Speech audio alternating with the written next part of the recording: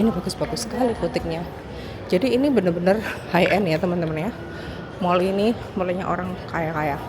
Westmont Square ini. Saya tidak akan stay di sini. Saya tunjukkan aja biar kalian tahu kayak apa sih orang-orang kaya di sini tuh. Oke. Ini bagus-bagus semua nih barang-barangnya nih. Tidak ada yang murah. Ini tidak ada yang murah teman-teman. Ya, ini spa-nya sama nail spa-nya.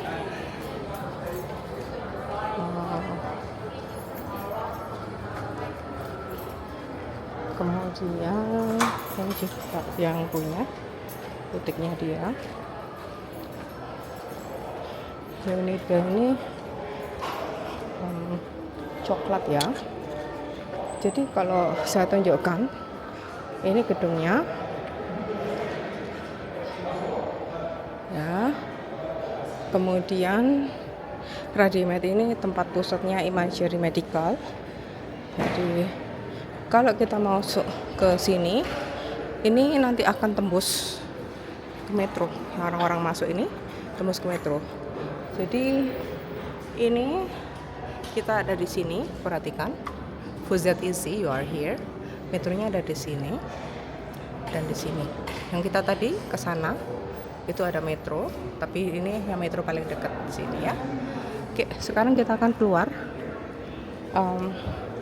Saya mau tunjukkan suasananya Montreal musim panas.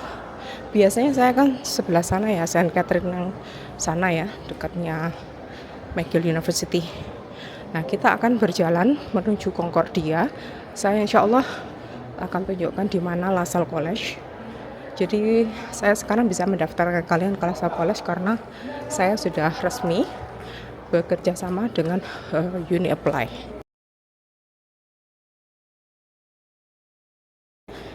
Nah, oke. Jadi kesimpulannya apa? Jalan untuk ke Kanada sekarang terbuka buat kalian. Tapi jalan yang paling aman dan menguntungkan jangka panjang buat kalian adalah lewat studi. Kalau ada orang yang nawarin kalian langsung kerja ke Kanada, hati-hati. Pertama, lihat dulu perusahaannya legal atau tidak. Seperti Nusa Connection ini legal, kalian bisa lihat. Saya sudah tunjukkan kepada kalian kan caranya. Kalian lihat di website saya, di bagian bawah sendiri footer itu ada nomor NEQ. NEQ kalau bahasa Perancisnya.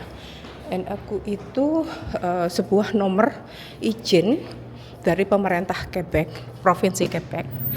Kan Montreal itu di Provinsi Quebec ya teman-teman ya. Jadi kita dapat izin resmi untuk mendirikan Nusa Connection. Jadi putri saya dulu ceritanya itu kan di Vanier College. Makanya saya kerjasama kan sama-sama Vanier College itu. Karena anak-anak saya lulusan situ.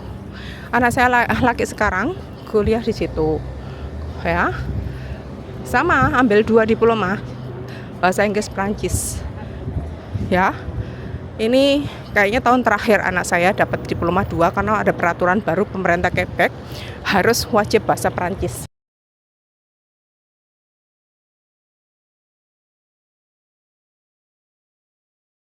Jadi ini gedung-gedung ini apartemen ya, ini yang sana ya, ini yang tinggi itu masih apartemen kondo. Nah, yang di sini itu mall namanya Alexis Nihon. Oke. Jadi tadi saya berada di sini ya teman-teman ya. Dari sini. Ini tembus kan gedungnya tuh tembus sini sampai sana. Oke. Tuh. Oke, sekarang perhatikan namanya Westmont Crown Square. Saya nggak tahu kelihatan atau enggak. Jadi nah ini daerah Westmont, daerah orang kaya-kaya di Montreal.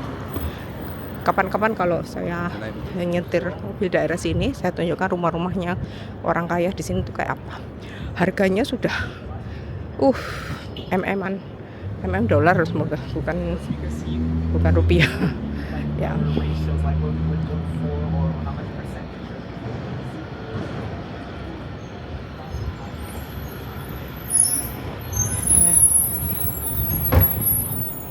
Di sini ada banyak bagel, jangan salah. Makanya La Fabrique de Bagel ini terkenal sekali. Enak ini. Bagel itu gini teman-teman. Seperti donat ya, yang belum tahu ya. Tapi bahasa Jawanya atos. Jadi itu apa ya istilahnya itu? Keras. Jadi cara makannya gimana? Cara makannya itu dipanaskan, dipakai toaster. Tahu toaster kan?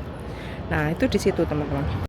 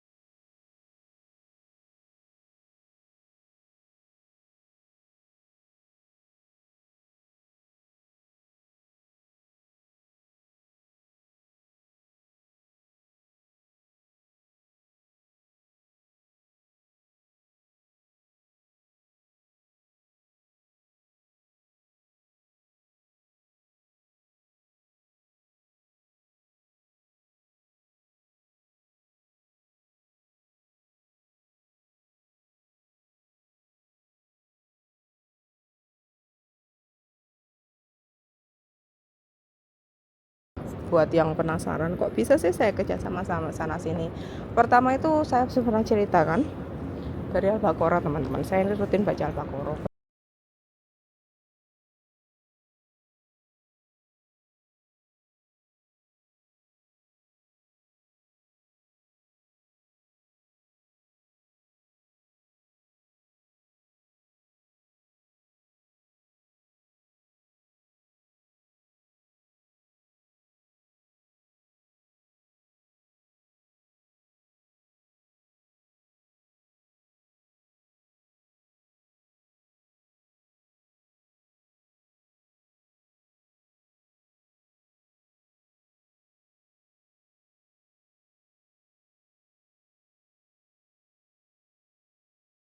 Kedua, saya tuh kalau ngomong sama orang, apa teman kerja, teman kantor, bahkan sekarang pun kalau ngajak kerjasama, saya mengusahakan orang itu atau perusahaan itu dia merasa sama-sama diuntungkan, tidak dirugikan. Itu kunci pertama dalam Islam.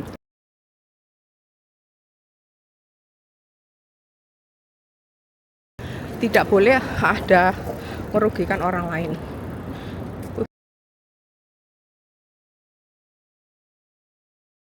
Waktu saya mengajak kerjasama, saya memberikan keterangan saya bukan orang asing. Anak saya lulusan situ dan anak yang kedua saya sedang di situ. Saya tahu kualitasnya Vanier College. Jadi saya ajak kerjasama, saya seorang ISEF Certified International Education Agent dan International Student Counselor. Ini tipsnya, jadi waktu saya kirim email perkenalan itu, saya tunjukkan ini ijazah saya. Ini NIQ saya tadi ceritakan NIQ itu ada izin, ada suratnya. Saya print, saya scan, kemudian saya tunjukkan pada mereka bahwa saya ini perusahaan resmi. Ini NIQ saya.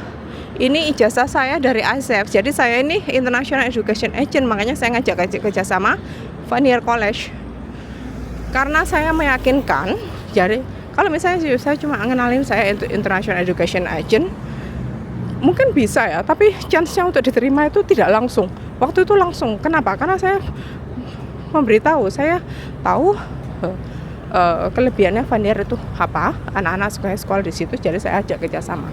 Jadi Vanier College itu yang pertama kali kita tanda tangan pertama kali ya Vanier College 10 Desember 2025. Kemudian McGill University, kenapa kok berhasil? Karena saya juga mengenalkan diri, saya HiSafe Certified International Education Agent dari International Student Counselor, ya kan. Saya mengenalkan diri kayak gitu, terus kemudian saya juga bilang kalau saya juga pernah kuliah di McGill dan saya tahu kualitasnya McGill, dan saya bangga kalau bisa kerja sama McGill karena McGill itu nomor 1 di Kanada menurut QS Ranking 2026. Itu teman-teman, kalian bisa contoh. Kenapa saya belak-belakan gini? Karena saya tidak suka menyembunyikan kebaikan dan kebenaran karena ada pahalanya. Kalau kalian bisa contoh itu saya dapat pahala ngalir. Kalau misalnya kalian buka ini ya, bisnis ya di Indonesia, katakanlah kafe. Untuk kafe itu kan harus kulaan sana sini ya. Tapi kalau misalnya kalian itu kerjasama, misalnya kafe, kemudian kalian kerjasama sama mana ya, apa ya, contohnya ada orang bikin sandwich, kalian bilang aja ke dia, saya buka kafenya, kamu bisa titipin sandwich ke saya. Jadi sama-sama untung, itu loh maksud saya. Jadi ini plus aneksis Niong ya teman-teman ya, saya sudah sering ke sini. Dulu saya kerja di sini, di yang 3 ini. Dulu saya kerja di situ. Dulu saya kerja di situ di Montreal Children's Hospital di situ. Saya kerja waktu itu kelas 2 sebagai admin kelas 2 di microbiology lantai 13, kemudian di genetik kalau nggak salah lantai 9, kalau nggak salah genetik itu 11 atau 9 ya. Setelah itu ke respiratory itu lantai 5 waktu itu. Setelah itu rumah sakit lama ya teman-teman ya, kemudian dijual, dibangun besar kayak gini untuk kondo. Jadi ini bukan rumah sakit lagi, dulunya rumah sakit dijual, kemudian kita pindah di rumah sakit yang baru yang sampai sekarang itu. Besok ya saya nggak berani bikin film, nanti dipikir saya nggak sakit. Besok insya Allah kalau saya ada rendezvous ke sana itu, nanti insya Allah saya tunjukkan rumah sakitnya ya. Bukan untuk pamer, tapi untuk ngasih kalian semangat bahwa insya Allah kalian juga bisa gitu loh. Bisa sudah ada jalan yang saya buka untuk ke Kanada. Insya Allah kalian juga bisa kerja di sini. Nggak harus di Montreal kok. Ada banyak tempat di Kanada, luas sekali. Kanada itu ada 10 provinsi dan 3 teritori. Dan penduduknya sedikit, tidak sebanyak Indonesia. Jadi otomatis mereka selalu butuh orang imigran. Kenapa? Karena orang-orang tua, lihat kanan kiri saya banyak orang tua kan. Nah itu kalau mereka sudah tua itu kan pensiun, kan dibayari sama hasil pajaknya. Kan gini teman-teman, di sini tuh gini ya, enaknya tuh ya, orang makanya kita bayar pajak tinggi, oke nggak apa-apa. Tapi dari sebagian pajak itu selain untuk pembangunan kota, jalan, negara ya, itu sebagian masuk ke kita juga. Kita pajak, kemudian juga kita ada CPP kalau nggak salah, itu pensiun dari, kalau di Amerika 401 ya kalau nggak salah, atau ROT atau apa gitu. Kalau di sini tuh CPP kalau nggak salah, itu saya dipotong. Jadi orang-orang tua-tua ini yang yang sudah kerja puluhan tahun sekarang pensiun kan. Nah hasil kerjaannya dulu kan dipotong, jadi dia sekarang menuai hasilnya. Jadi uangnya itu sama pemerintah Kanada, dia dikasih uang, provinsi kasih uang. Kemudian kalau dia pinter atau dia sudah menabung RRSP, itu semacam pensiun, dana pensiun pribadi kita buka sendiri. Nah itu jadi double. Makanya jangan kaget ya kalau kalian ketemu orang Kanada jalan-jalan sampai ke Asia, ke Indonesia atau ke mana gitu ya, kok banyak orang Kanada ya, karena hidupnya sudah makmur. Mereka kerja keras sudah betul, bayar banyak ya, tapi sekarang mereka menuai hasilnya. Jadi bisa keliling dunia. Kalau yang pensiunnya gede ya, itu ada taktiknya semua teman-teman. Saya belajar banyak di sini ya. Jadi karena orang-orang tua itulah kan pemerintah Kanada sekarang membayari mereka ya, otomatis butuh pemasukan. Siapa yang bayar pajak? Kan orang-orang itu berhenti bayar pajak ya dari kita para ini imigran itu. Makanya saya bersyukur sekali Allah kasih jalan, karena awal-awal tahun 2025 dulu saya sempat kalang kabut juga gimana caranya bantu orang banyak, padahal nggak wajib loh teman-teman. Saya kan nggak wajib bantu kalian, saya bukan pemerintah, saya bukan pejabat ya, apalagi saya harus keluar uang puluhan ribu dolar, pajaknya juga gede juga. Saya kan berurusan bayar pajak untuk Nusa Connection itu. Artinya apa? Artinya sekarang jalan terbuka buat kalian, cuman kita harus sama-sama maju. Saya tidak mau kalau kalian memanfaatkan saya. Ada orang yang memanfaatkan saya, dia malas-malesan, saya lepas. Tahun 2025 kemarin ada beberapa orang yang seperti itu. Awalnya saya baikin ya, saya tuh nggak tegaan orang. Masuk Japri aja. Dan Japrinya itu ngeluh begini, ngeluh gitu.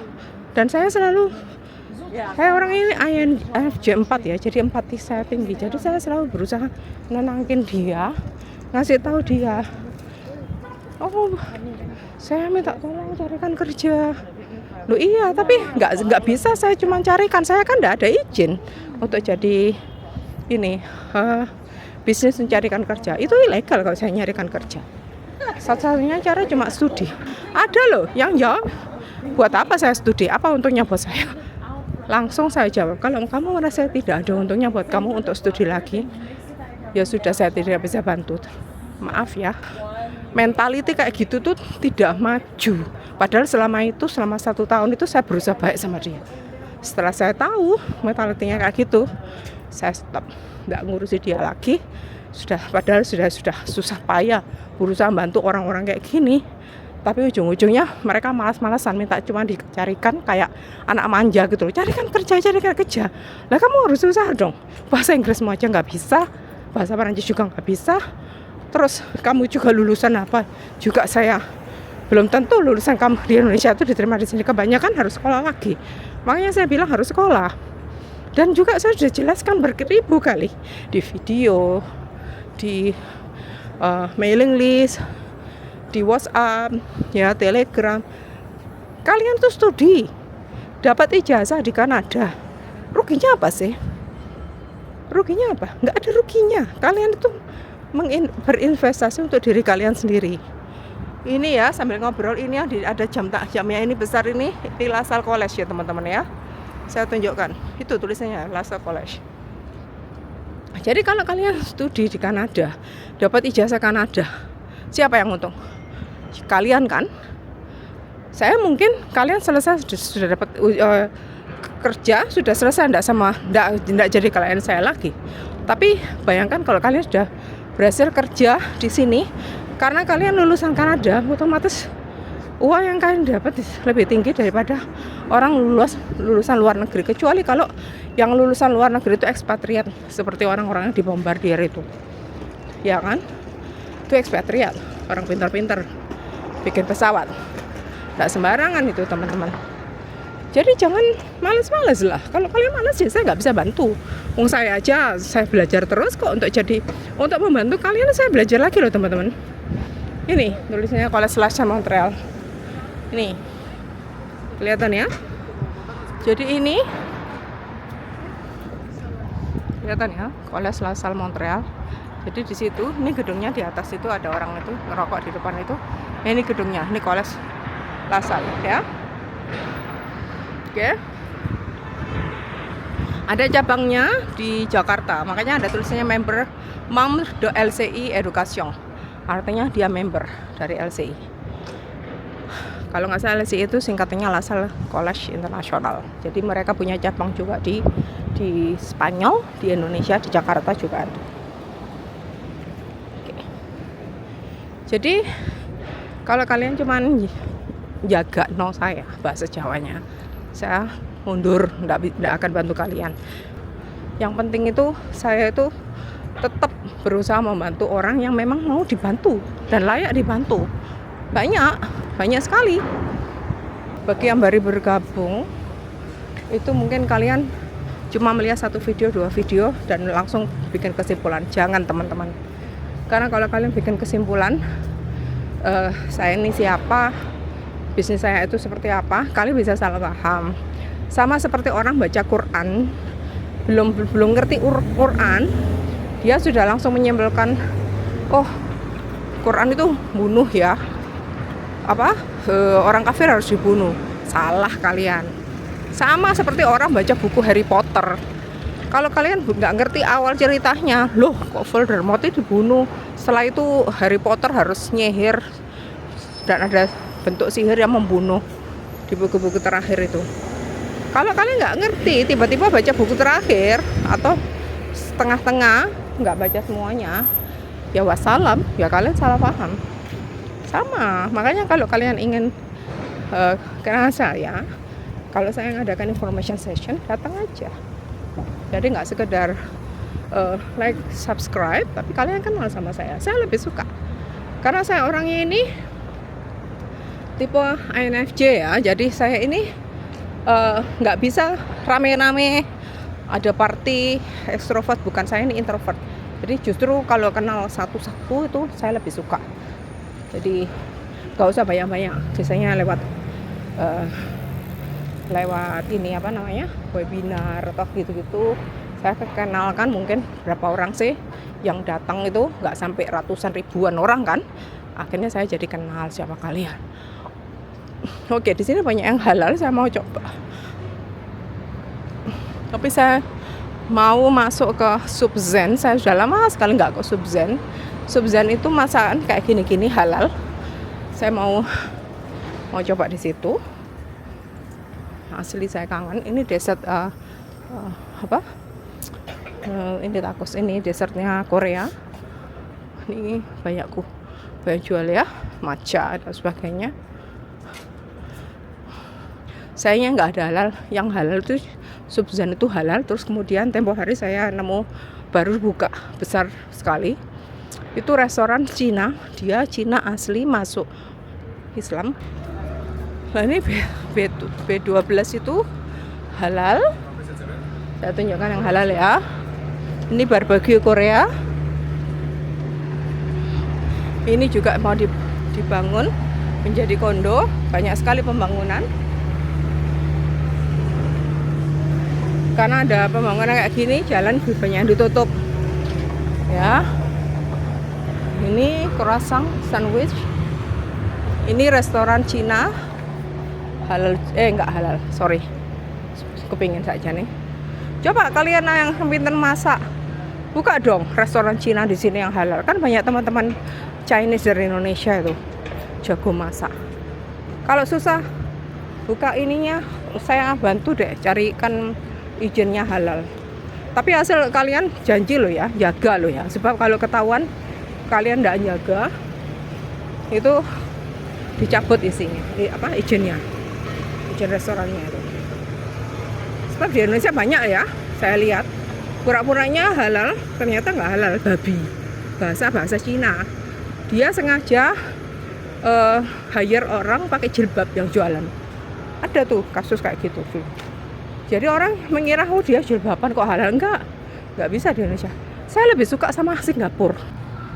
Di Singapura itu kalau misalnya kita makan itu ya, itu kalau cari makanan di food court itu mesti dia bilang ini nggak halal, padahal dia tuh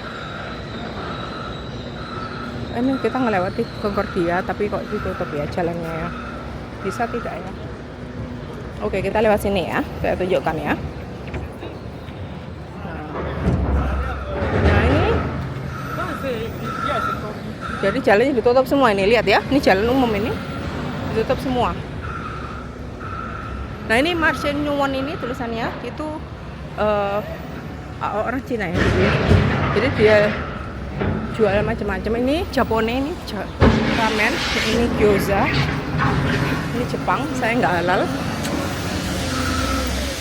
Di sini ya teman-temannya, kalau kalian ini bisa beli buat yang halal itu laris ya teman-teman ya. Karena Islam di sini tumbuh. Depan itu gedung Concordia, kelihatan nggak? Tulisannya besar sekali. Ini loh, ini Concordia, kelihatan nggak? Oke.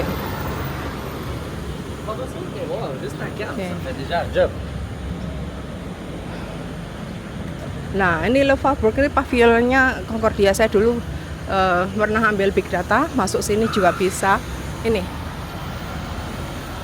Ini Pavillon du Faubourg, tulisannya kelihatan. Oke, ini kan graduation picture, ya kan? Ini sudah ini Pavillon Faubourg-nya. Ini sudah masuk sini, tembus sama Concordia University.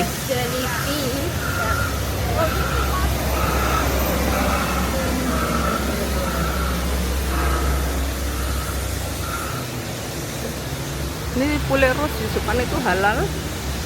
Burger King itu nggak halal. Oh, tacosnya kayaknya halal deh. Baru buka itu. Kita lihat ya. Falafel Boulevard ini halal. Ini. Tapi saya kurang suka. Ini barbecue Korea. Ini di sini. Nah, ini anak kuliah nih. Oh, ini di bank, sorry. Ini bank. Nah, yang hijau ini.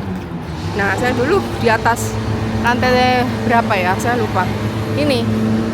Jadi kalau kita tunjukkan ya, kita masuk ya.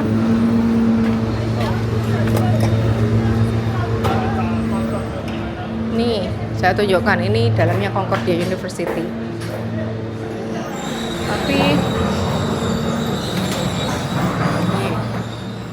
zona study hub ya.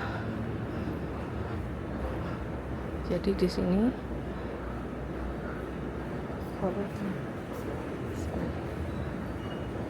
itu di bawah ini study hub ini. Jadi ini tadi itu sudah sampai ke atas ya, Concordia University. Ini jadi bisa aja duduk di sini, ngecas HP, ngecas laptop, kita belajar di sini. Gini ya.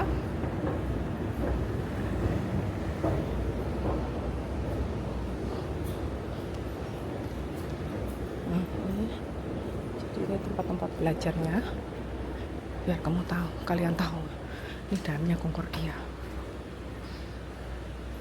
Hanya saya tidak kerjasama dengan Concordia, tapi saya tunjukkan aja ya. Nih study roomnya di sini bisa sewa, bukan saya membayar ya, gratis ya, di booking gitu. Nah ini bagus ya.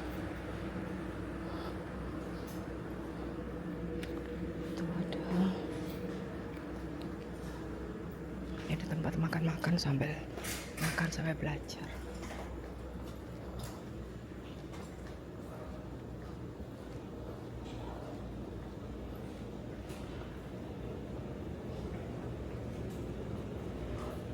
Itu washroom. Ini ada student housing and living, jadi bisa dapat informasi banyak. Ya ini kampusnya ya, biar kalian tahu kampusnya Concordia kayak apa. Jadi ini tadi ini elevatornya, ini tembus dengan bank. Kita akan coba keluar ke sini. Nih ya, dulu saya ke sini teman-teman, naik elevator sini sampai di atas.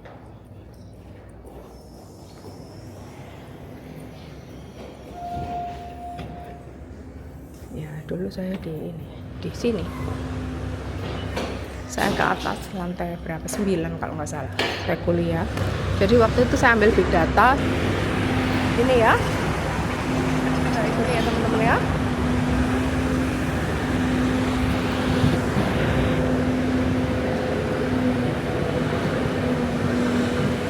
Ya. Saya akan coba tunjukkan ini ya, ini. Depan itu Bank of Toronto kelihatannya. Gedungnya masih tua, masih dipertahankan, gedung tua. Yang ini, yang atas ini Concordia, ini Concordia juga. Oke, kita akan coba cari Subzen. Setelah itu, kalau saya bisa masuk langsung saya makan situ. Tapi kalau misalnya harus ambil nomor dulu, males saya cari tempat lain. Sebab Subzen itu penuh sekali. Boleh nggak lewat situ ya? kayaknya lewat sini deh. Iya, bener.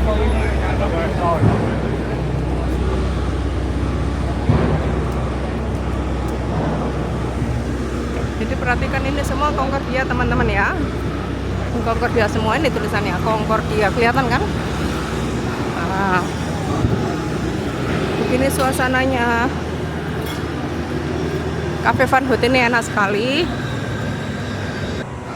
Oke, di sini jadi perhatikan ini masih Concordia, maaf ya, Concordia ya. Di sini belok kanan ada masjid. Jadi masjid yang paling dekat ya ini Masjid Madinah. Kita akan coba ke sana, tapi nggak lewat masjidnya, saya tunjukkan aja. Oh, nggak bisa. Ada konstruksi. Ada konstruksi ini. Tapi saya pernah kok tunjukkan masjidnya apa kan?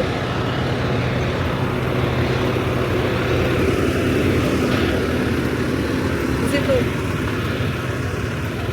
Masjidnya di situ teman-teman.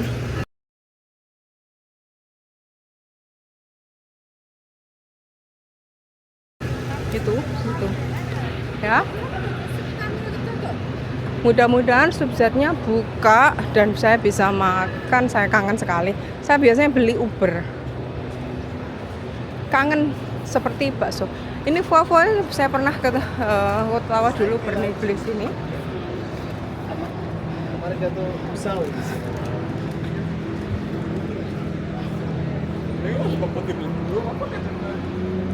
Ini polisi. Itu gereja di mana-mana ya, teman-teman ya. Ini souvenir, banyak sekali toko souvenir. Ini Le Jardin du Monastère tuh, kebunnya monaster. Oke.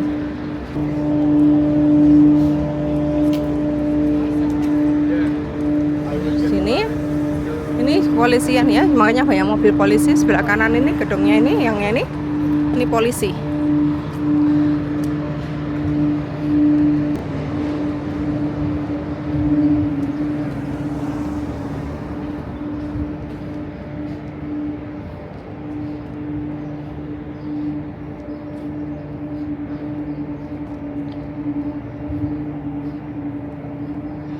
Ini teman-teman Subzat. Silor du hotpot katanya.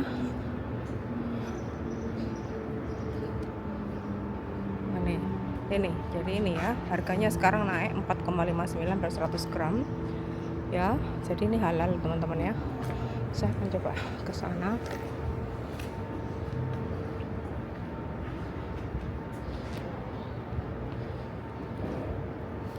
Kayak gini modelnya. Ini halal friendly tulisannya. Benar tuh, harus bisa kan? Apa nih? Ini penuh ya, tapi masih ada tempat.